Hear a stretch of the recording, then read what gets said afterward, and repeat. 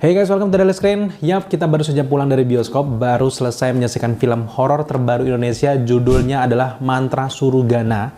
Gue cukup tertarik dengan film ini karena memang ini salah satu film terbaik di bulan ini, karena film Indonesia jarang banget ya menelurkan film horor bulan ini. Ada Insidious pun agak mengecewakan menurut gue, jadi larinya ke film ini gitu ya. Kenapa gue sangat tertarik dengan film ini? Yang pertama adalah kisah ataupun latar masalah yang diangkat itu berasal dari masyarakat Sunda. Kayaknya agak jarang gitu ya yang mengangkat tentang klinik-klinik atau legenda-legenda Sunda, kebanyakan kayak dari Jawa gitu ya.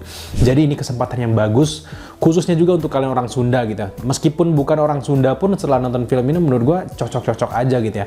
Karena film Mantra Surugana itu kayak untuk mengangkat sebuah cerita legenda dari masyarakat Sunda kuno zaman dulu. Bahkan memang sebelum ajaran Islam masuk ke Indonesia, kabarnya memang ajaran dari Sunda kuno itu ada beberapa mantra yang mereka rapalkan untuk kegiatan sehari-hari mereka. Nah, makanya timbullah sebuah cerita-cerita legenda di mana ada kayak makhluk yang bernama Hurugana yang bisa mendatangkan hal-hal buruk, salah satunya kayak penyakit. Dan sosok Hurugana ini benar-benar ditakuti oleh masyarakat Sunda pada zaman dahulu. Dan sekarang Peregrine Studio bersama dengan sutradara Dayan Sunu Prastowo mengangkat filmnya dengan judul Mantra Surugana, dan ini relate banget sama teman-teman yang mungkin orang Sunda atau bapak ibunya orang Sunda, cocok banget untuk film ini. Nah, film ini sendiri berkisah tentang tantri yang diperankan oleh Sita Marino, yang dia ini baru masuk ke sebuah universitas dan diharuskan untuk diam di asrama putri, yang kita tahu sendiri gimana gitu kalau di sekolah-sekolah universitas negeri, pengalaman gue gitu ya, asrama putri itu memang agak menyeramkan. Bukan putri aja, cowok juga sebenarnya menyeramkan gitu ya. Jadi pas banget latar belakang yang mereka angkat. Dan di sini tantri kelebihannya adalah punya indera keenam, dia bisa kayak mengetahui di sini nih ada hantu nih gitu. Di sini ada gimana, ada kisah yang sangat kelam. Pas juga dengan namanya film horor gitu, pas juga ternyata tantri ini diam di kamar salah satu mahasiswi yang hilang selama 2 bulan lebih, tidak ditemukan. Dan disinilah masalah besar yang akan terjadi dengan sosok tantri dan secara keseluruhan filmnya. Di hari pertama tantri ini pindah ke asrama, dia langsung bertemu dengan teman barunya. Di sini ada Faye, Astra, Reza, dan yang hilang itu adalah namanya Lucky dan juga Arum. Jadi di hari pertama ini pun kita mulai dibawa oleh seorang tantri ini bermimpi di mana lokasi si Lucky ini hilang gitu ya. Dan dia mulai menerawang dari mimpinya kayak nyata itu, ternyata Lucky ini hilangnya di sumur gitu. Nah, selanjutnya misi yang paling panjang adalah mencari keberadaan dari Arum yang sangat menyeramkan dari awal sampai akhir film. Secara keseluruhan itulah sinopsis yang bisa kita ceritakan untuk kalian untuk Mantra Surugana ini. Apa pendapat kita setelah menyaksikan film ini? Menurut gue yang paling membuat gue amazed dari film ini adalah latar belakang ceritanya. Kita stop dulu soal naskah karena gue suka latar belakang ceritanya yang mengangkat era-era kuno, dimana gue tahu latar belakang dari film ini adalah mereka menggandeng tokoh-tokoh adat dari Sunda dan diterapkan dalam film ini dengan kisah yang dimodernkan gitu ya. Dari segi plot cerita menurut gue nggak ada masalah untuk landasan dasar yang apa yang pengen mereka ceritakan tuh dari awal sampai akhir menurut gue sudah cukup membuat penonton mengerti gitu. Tapi memang di beberapa naskah ada beberapa naskah yang agak sulit untuk penonton mengerti, mungkin agak jumping, kadang-kadang kayak gini kok tiba-tiba ke sana gitu. Tapi itu sebenarnya terjadi hanya di babak-babak pertama gitu. Tapi setelah babak kedua, babak ketiga menurut gue masih sangat bisa diterima, sehingga apa masalah yang diantarkan dari babak satu itu dapat terselesaikan dengan sangat baik di babak ketiga. Menurut gue yang nggak ada masalah gitu ya. Tapi memang dengan genre horror thriller, memang ada beberapa jumpscare yang dihadirkan, yang ada beberapa hal yang kita kaget banget, tapi ada juga yang nggak kaget.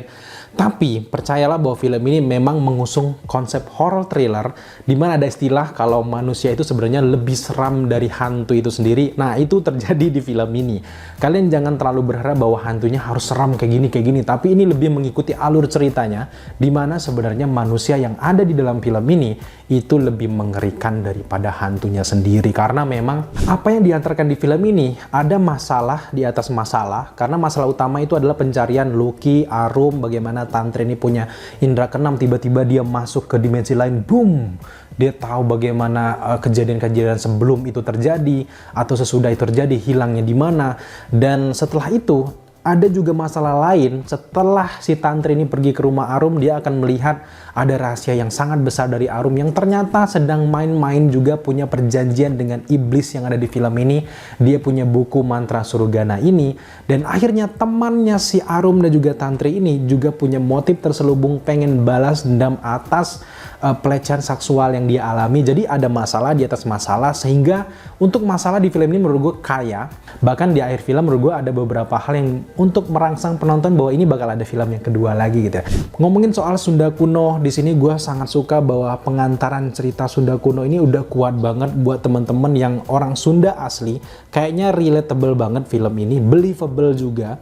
Nah di sini naskah-naskah bahasa Sundanya itu keren sih. Gue nggak ngerti bahasa Sunda ya, tapi menurut gue unik aja gitu. Kalau di film Buya Hamka atau yang lainnya kan Padang banget gitu ya. Bahkan ada film-film yang mengangkat tentang bahasa Batak. Nah di film ini gue jadi punya pengetahuan lebih tentang bahasa Sunda.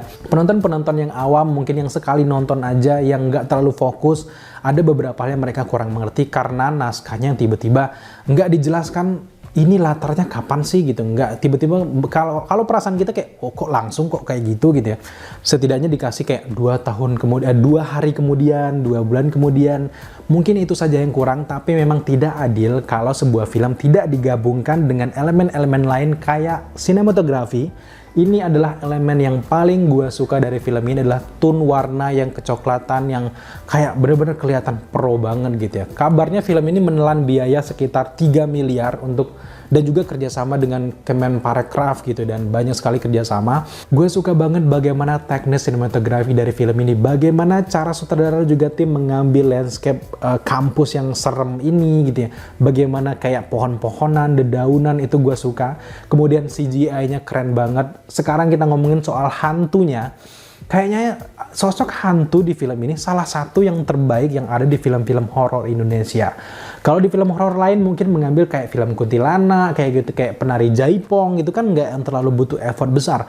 Di sini sosok hantunya itu kayak berasa Lord of the Rings, sumpah kayak karakter villain keren di luar negeri gitu. Gue pengen si hantu ini, si Surugana ini pengen main di film superhero deh, karena saking ke perfectnya gitu. Gue suka banget dengan sosok hantu di film ini, khususnya si Surugana ya. Kalau hantu yang lain kan kayak Arum, kayak gitu, hantu cowok, cewek wanita biasa gitu, itu nggak masalah gitu. Tapi memang penggambaran Arum yang ketika dia udah surupan ngomong bahasa Sunda yang panjang, gue nggak ngerti itu, untung ada subtitlenya itu keren parah sih. Mungkin agak sedikit kepanjangan naskahnya aja.